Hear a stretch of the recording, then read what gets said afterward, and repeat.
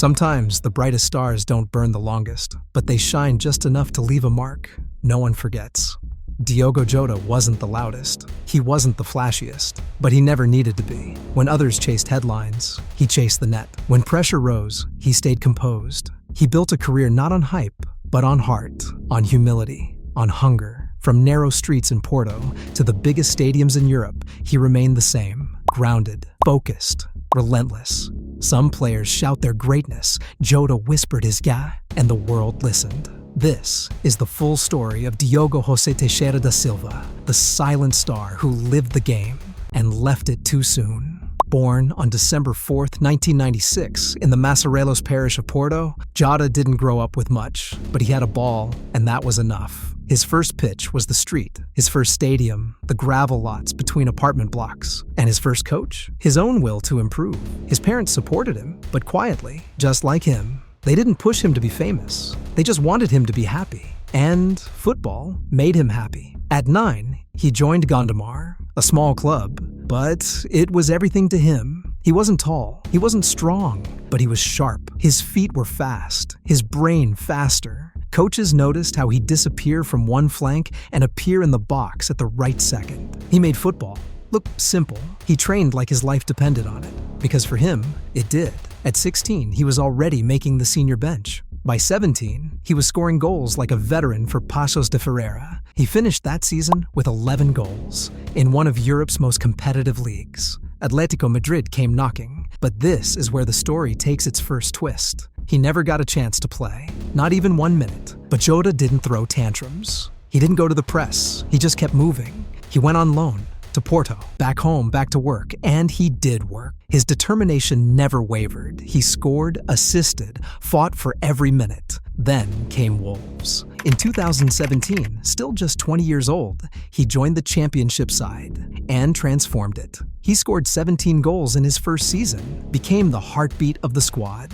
A young Portuguese kid running riot in cold English stadiums on Tuesday nights. But this was more than form. This was destiny. Wolves got promoted, but they didn't just survive the Premier League. They competed. Jota, alongside Raúl Jiménez and Adama Traoré, formed one of the most dangerous trios in England. Fans called them unstoppable. Defenders called them nightmares. Jota didn't need stepovers or flashy flicks. He had timing. He had instinct. He had venom in his left foot. Liverpool noticed. And Jurgen Klopp, he didn't just notice. He believed. In 2020, Liverpool paid £41 million for a player many didn't talk about. But Klopp knew what he was getting. A silent weapon. His debut? A goal within 10 minutes. From there, he exploded. He didn't just score goals. He scored big goals. Against Arsenal, against Manchester United, in the Champions League, in injury time, in derbies, in finals. He could press like Firmino,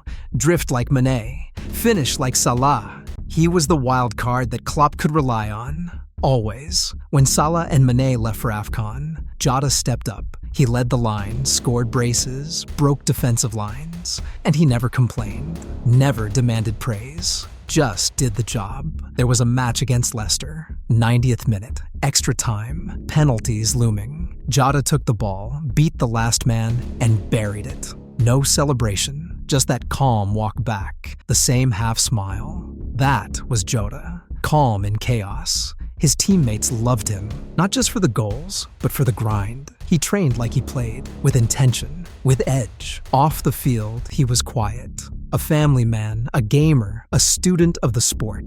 He never forgot Portugal. In 2019, he made his debut for the national team. It was a crowded squad. Ronaldo, Bernardo, Bruno, João Felix. But Jota carved out his space. He scored in World Cup qualifiers, played every minute he was trusted with, gave everything in the Euros. Even when he didn't start, he pushed those who did. "When I wear this shirt," he said once, "I feel home." That was Jota. Whether in Porto, Wolverhampton, or Anfield, he always made it feel like home. But then, just as everything seemed perfect, it all shattered. Jota had just gotten married. The pictures were stunning. Him and his wife side by side under a canopy of flowers, surrounded by teammates, friends, and family. They looked ready for a new chapter. After a grueling season, He needed rest. He took a trip, nothing fancy, just southern Portugal, a few days away, with his wife and his younger brother.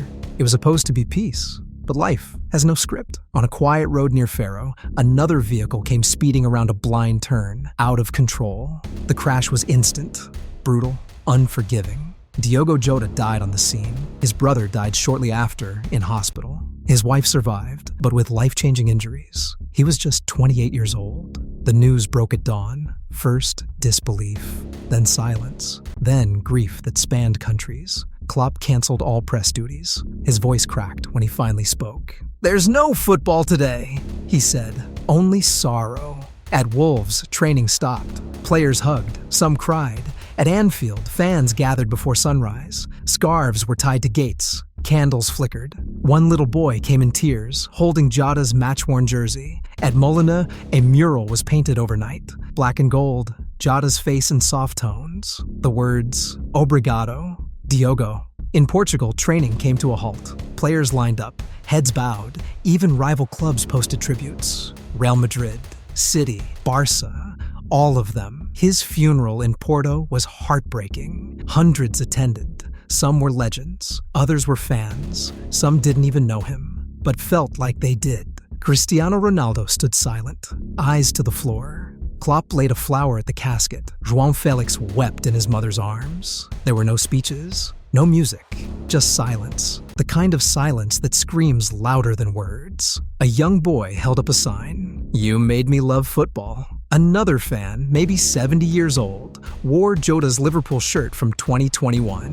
He didn't speak, just stared. Jota wasn't a superstar in marketing. He didn't have documentaries or sneaker deals, but he had heart, and that's why this hurt so much. He played the game the right way, with humility, courage, and honesty. He never dove, never showed off. He never pretended to be more than he was. And yet, he became more than we ever expected. Because Jota didn't just score goals. He created moments. Moments fans would never forget. Moments teammates cherished. Moments opponents respected. And now, those moments are all we have left. Diogo Jota, the flame that faded too soon. But his light, it still flickers.